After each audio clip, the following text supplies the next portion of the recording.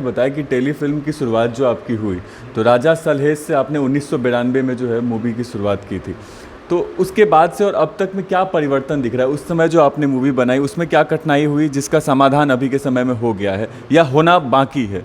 Technical होती थी, आज उतनी कठिनाई टेक्निकल में नहीं है, लेकिन वैचारिक संपन्नता उस समय में थी, आज वैचारिक दरिद्रता आ गई है।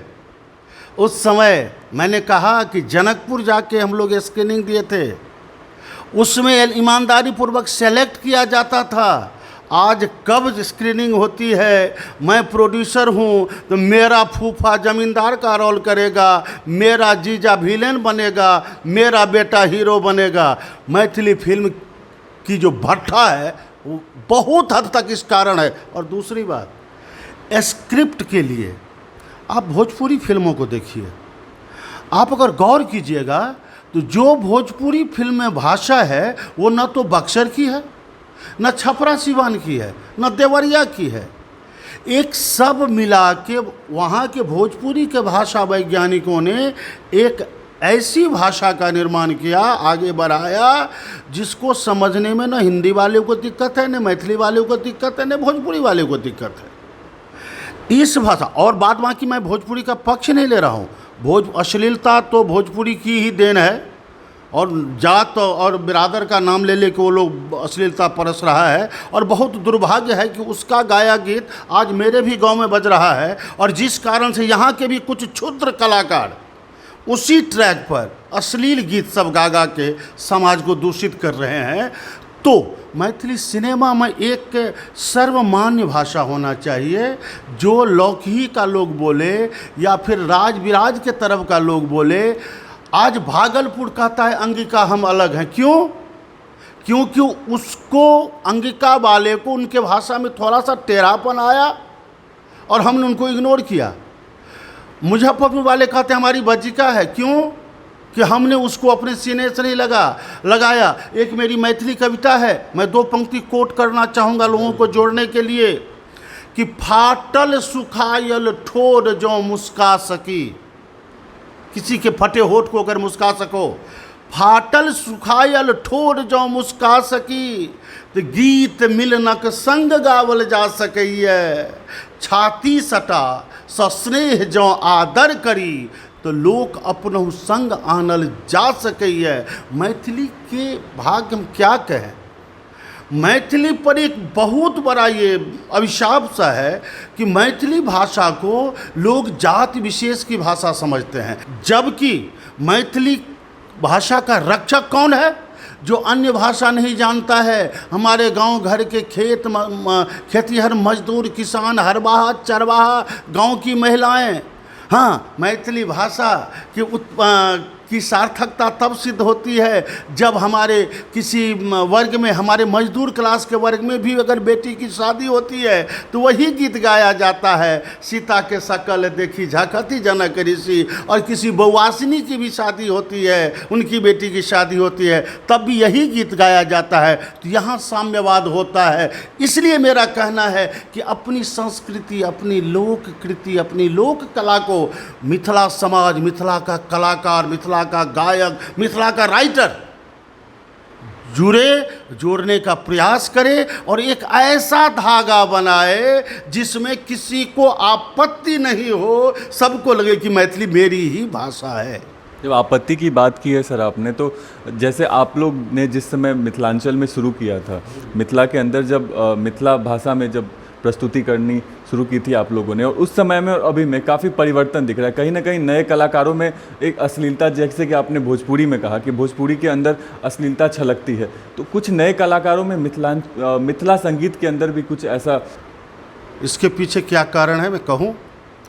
क्योंकि पब्लिक में ज़्यादातर नौजवान होते हैं, और उन नौजवानों को साहित्य से, शब्द से कोई मतलब नहीं रह गया है।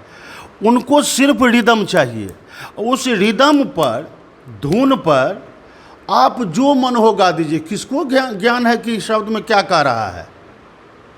अब एक तो अभी मैं इंटरव्यू देख रहा था कि कहता कि ये छोरी लहंगा उठे भी तब 500 टका देबो। किसको कह रहा है यार? तुम अपनी माँ बहन को कह सकता है? और इस गीत को ले जाके या तो गाता है कलाकार या इस पर डांस करवाता है और ताली लेकर आता है, यह मुझको नहीं पचता है। अगर मैं विरोध करूं तो सारे कलाकार मेरे विरोधी हो जाएंगे। मैं तो इतना कहता हूं कि यहाँ के नामचीन कलाकारों ने भी कंप्रोमाइज़ करना शुरू कर दिया है, जो दुर्भाग्य की बात है। 97-98 ईस्वी में मैं अपने ही गाँव बेलोचा आया था 5 कलाकार के साथ, और वहाँ की भीड़, जहाँ नाटक की परंपरा रही है जिस गांव में, उस नाटकीय मंच पर पहली बार राम सेवक एंड टीम को सुनने के लिए 9 बजे से 4 बजे सुबह तक पब्लिक उठने का नाम नहीं ले रही थी। न उसमें डांस था, न उसमें लड़की कोई गायिका थी, सिर्फ गीत संगीत। और वहाँ के बहुत बुज़ुर्ग जो अभी दुनिया में नहीं हैं, बहुत आशीर्वाद देते थे। कन्हई बाबा उनको पूरे गांव में बुलाते हैं। वो घर पर से आकर मुझे सम्मानित किए थे 11 रुपए से। आज वो सम्मान कहाँ है?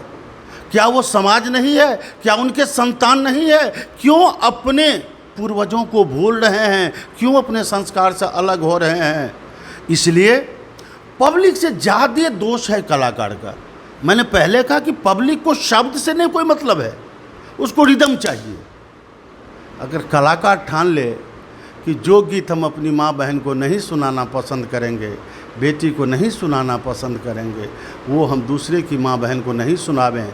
संस्कृत में एक श्लोक है, मातृवत परदारेषु परद्रव्येषु लोष्टवत आत्मवत सर्वभूतेषु जह पश्यति स पंडितः। वो पंडित का अभाव हो गया है। आज ज़्यादा लोग खंडित हो गए हैं और इसलिए समाज का संस्कार दंडित हो रहा है। आप बहुत बड़े हास्य कलाकार के रूप में जाने जाते हैं। स्टेज पर जो है आपका हमेशा से ही एक चर्चा का विषय रहता है। लोग जब भी आप स्टेज पे आते हैं तो लोगों की हंसी रुकती नहीं है। हास्य व्यंग्य कलाकार के रूप में मिथिला के अंदर बहुत प्रसिद्ध है आपका जो व्यंग्य है। क्या आधार होता है सर इस व्यंग्य का? किस आधार पे आप व्यंग्य कसते हैं? देखिए, साहित्य के 9 रस हैं जिसमें हास्य रस है। वो हास्य रस हर जगह है और हास्य रस सबको अंगीकार करना चाहिए। हम चौक चौराहा जाते हैं, हम ऐसे माहौल में होते हैं जहाँ बातचीत करते करते करते करते स्लिप ऑफ टंग, मेन अगर समझिए तो स्लिप ऑफ टंग है। अब आप समझिए कि एक हम लोग लाफ्टर चैलेंज में देखे थे, एक कलाकार बोला कि सिर्फ शब्द का गलत उच्चारण से क्या हो जाता है। वो कहता है कि हाँ सर जी, बाप रे बाप बेजोर हैं सर जी आप जी। क्या हुआ? अरे रे, रात में आपका क्रियाक्रम देखा। कार्यक्रम को क्रियाक्रम, क्रियाक्रम कब होता है? मरने के बाद। क्रियाक्रम देखा, आता था, बढ़िया लगा, अरे बहुत सेक्सफुल रहा सर। अब वो सक्सेसफुल का सेक्सफुल बोलता है, इसी को कहते हैं स्लिप ऑफ टंग। और यहीं से हास्य की उत्पत्ति होती है, जिसका अस्थाई भाव मूर्खता है। ठीक है। और सबसे पहली बात, मैंने कभी भी व्यक्तिगत आक्षेप नहीं किया। एक मेरा शेर है कि आईने के आईन में हर बात नज़र आती है। आईने के आईन में हर बात नज़र आती है, आँखों को डालो आँख में औकात नज़र आती है। हमने हमेशा अपनी औकात को देखकर मंच पर प्रस्तुति दिया और इस कारण हास्य और व्यंग, तमाम अधिकांश हास्य व्यंग मैंने अपने ऊपर लिया और दूसरों को मनोरंजित किया। जबकि सत्य यह है कि जग को रोशन करने वाला सूरज खुद खुद को तपना पड़ता है। जग को रोशन करता सूरज खुद को तपना पड़ता है। किसे पता कि गाने वाला छुप छुप कर कितना रोता है। किसे पता कि गाने वाला छुप छुप कर कितना रोता है। और हास्य क्या है? हास्य की संपूर्ण परिभाषा अगर जाननी हो तो मेरा नाम जोकर, राज कपूर। अपने अंदर कुछ भी हो, झंझावात हो, पब्लिक के होठों पे हंसी होनी चाहिए, दिलों में खुशी होनी चाहिए।